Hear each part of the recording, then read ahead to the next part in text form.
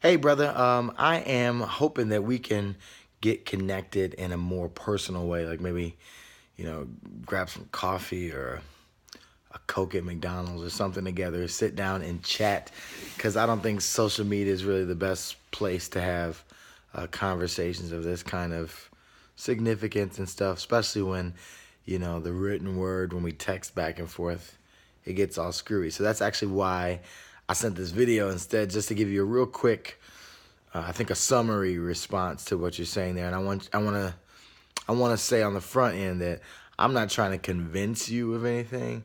Um, I know that I was never able to be convinced of anything, but I do know that a point came in my life where God did the convincing. So it ain't about me trying to tell you what's what or anything like that. I'm just sharing what I think God's convinced me of.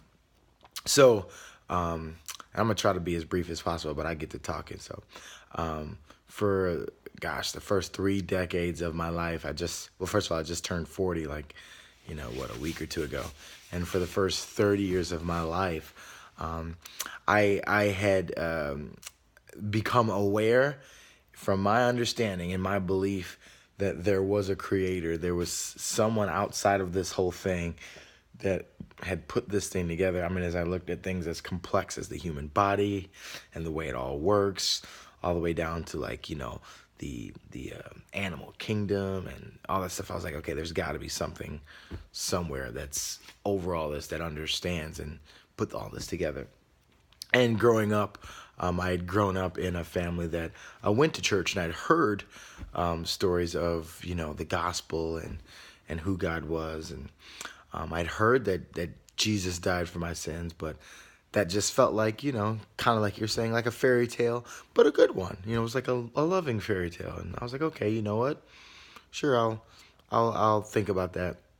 And then I think for most of my life, I had continued to grab on to inspirational thoughts here and there, and a good quote from this, and somebody says this is not okay. And all these things started to get added together to kind of make my own story of who I am, of what I believe, of my whole importance in life and my direction. And I felt like I was good, and I'm going after being a good person and trying to love people. So that was the way that I was content to live life, and I thought that was perfectly fine. And I'm not trying to come against anyone who's doing anything sort of like that. I'm just saying that was where I was at, until I started recognizing that the decisions I was making, based on my kind of handcrafted belief system, were jacked. And they weren't like in the moment necessarily feeling jacked. It was just always where, like, retrospect, I would look back and be like, wow, like that was what I chose to do. That was what I chose to do.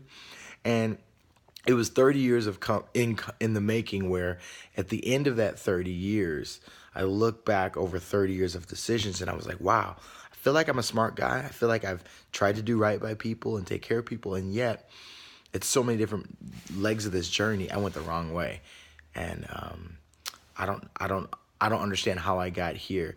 And to put more legs on that, I had been fired from Woodland Middle School. I'd been fired from there. Then when I had my daughter, I felt like, okay, now it's time for me to do something right. I didn't have a great relationship with my dad. I was like, now it's time for me to demonstrate what it means to be a good father. And then I was struggling at that, and started working at Waukegan High School, but then got into weed and marijuana as a way to escape from the struggles of parenting, because I wasn't really ready for that.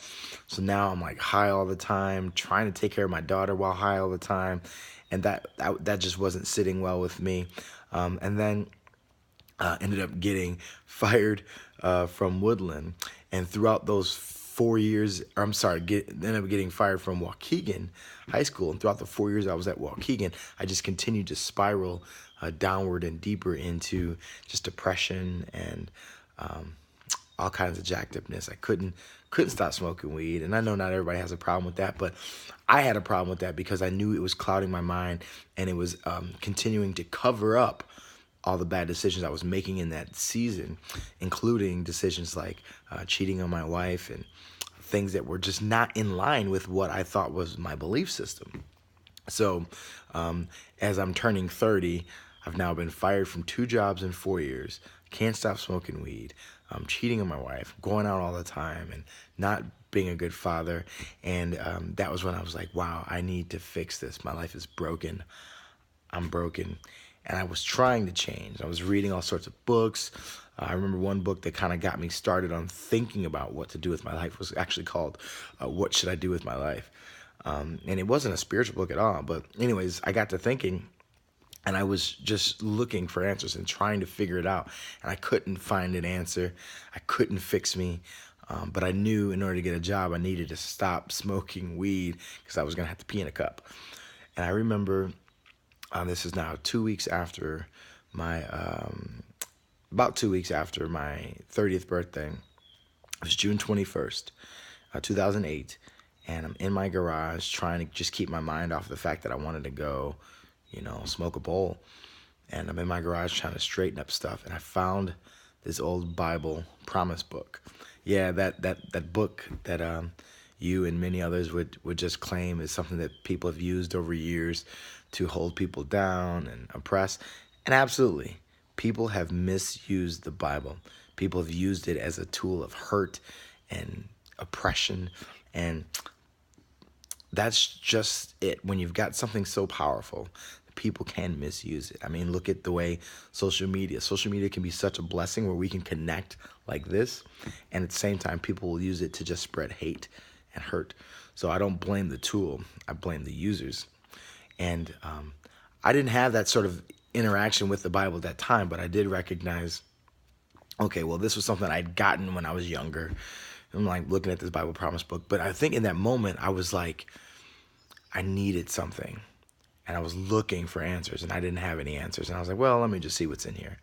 And bro, I can't tell you what I read. I can't tell you what, if there was any specific verses or scriptures that hit me. But as I was reading this, I got this overwhelming sense that God was in this. The creator that I didn't really know, but I had heard of, was in this.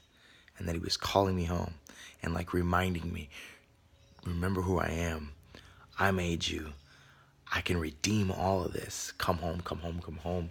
And I just started crying, bawling. Yeah, I'm going to admit it. A grown man cried, bawling. And I started repenting. I started telling God everything I did and apologized for all of it and asking him to help me do life differently, to change me from the inside out. And that was the day that I submitted my decision making. I said, okay, you know what? For 30 years, I've tried to be in charge. I've tried to be the boss. Let me see what life looks like with you being in charge. You created this whole thing. You know how this all works better than I do. Let me let you be in charge. And I gave him control. And that was 10 years ago, almost to the day, because it's, June 14th? So a week from today, I'll celebrate 10 years of letting God be in charge. And as I look back over these past 10 years, as opposed to when I was turning 30, looking back over those previous 30. When I look back over these past 10 years, this last decade called my 30s, I'm blown away with the way that God has demonstrated his faithfulness to me, his love for me. Life hasn't been easy. Like, I gave a kidney to a guy only to watch him die 2 years later. My little brother passed away. I've had a lot of difficulties, but I've experienced something realer than anything else I've ever known. I've experienced God showing me in so many different places that he's with me, that he's got greater plans for me. I've experienced him use me in ways that I would never imagine, watch people's lives be changed through just some of the things that he's given me to share with someone. And here's what I know, dude. I can't convince you. I can't convince anybody else that anything I'm saying is true. And I'm okay with that. I'm okay with that because I couldn't be convinced by anyone else. it took God showing up and showing himself to me. So that's my prayer for you, along with anyone else who's even in a place of seeking. And I'm not saying that you are, but anyone who's in a place of seeking, that that God would interact with you, would engage with that moment with you, that you would find him. And a foundational passage for me just reminded me the direction I needed to go, which was John, what is it, 14:6? But it's Jesus answering to these people questioning him. And he says, I am the way, the truth, and the life. No one comes to the Father except through me. And that just reminded me that Jesus is the linchpin in this whole thing. That whether or not you want to believe with the truth of the Word of the Bible, I believe with the truth of the God that is preached within that. And his name's Jesus. And he's not a white man. It's not a white man's religion. He's the God who came down as a Middle Eastern man to save many. And those that he's trying to save, spat on him, called him a fake, a liar, and yet he died on the cross for them, for me.